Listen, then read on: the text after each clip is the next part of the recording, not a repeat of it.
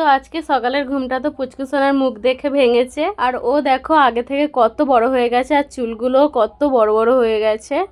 কুচি বেবি তুমি তুমি আমাদের, হ্যাঁ তুমি আমাদের কুচু বেবি। হ্যাঁ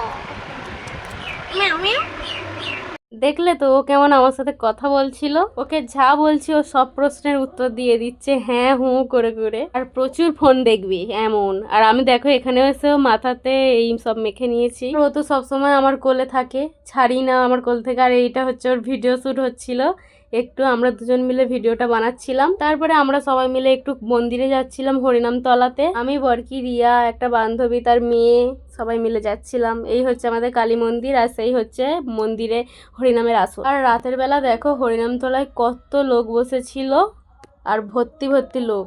আজকে তো কম হয়েছে, বাট অন্য সময় অনেক লোক হয়। আমার বর তো কাজের জন্য আজকে সকালে বেরিয়ে গেছিল, আবার রাতের বেলা চলে এসেছে।